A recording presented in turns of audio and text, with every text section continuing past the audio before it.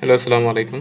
এই যে ম্যাথটা দেখেন, x² - 6x + 5 divided by x² - 25 এর লঘিষ্ঠ রূপে প্রকাশ করুন। মানে এটা কি বলছে? লঘিষ্ঠ মানে ছোট, মানে ছোট আকারে প্রকাশ করতে বলছে আমাদের। তো দেখেন শুরু করি কিভাবে লেখা যায়। তো আমরা লিখি আগে এটা x² - 6x + 5 x² - 25 এটাই কিন্তু আমাদের লঘিষ্ঠ আকারে প্রকাশ করতে বলছে, মানে ছোট আকারে প্রকাশ করতে বলছে। তো উপরে এটাকে আমরা ডিরেক্ট মিডল টার্ম করে দেব।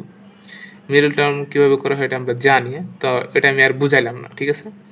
x² - 5x -1 এক্স আর লেখা এক্স লিখা, আচ্ছা 1x লিখে আপনাদের বোঝার সাথে লিখি +5। এখানে এক্স লিখলেই হয়, কিন্তু 1x লেখা লাগে না। x² এই 25কে যদি আমরা বর্গ করি তাহলে 5², তাহলে নিচে কিন্তু a² - b² এর সূত্রে পড়লো, ঠিক আছে। তো আমরা উপরেটাকে কীভাবে লিখতে পারি? উপরেটাকে আমরা লিখতে পারি, প্রথমে আমরা কমন নেব এক্স কমন নিলে কত থাকে? এক্স কমন নিলে থাকে হচ্ছে x - 5, ঠিক আছে।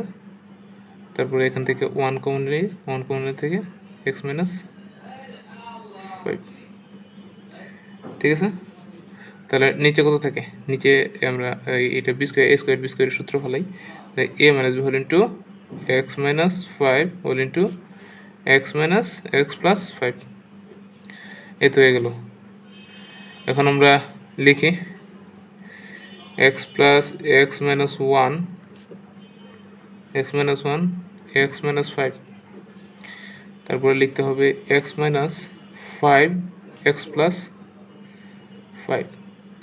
তো দেখেন আমরা x প্লাস আর x কাটাকাটি করে দিলাম, মানে সমান জিনিস আছে যেহেতু, তো আমরা লিখতে পারি x - 1 ডিভাইডেড বাই x + 5, এটাই কিন্তু আমাদের আনসার।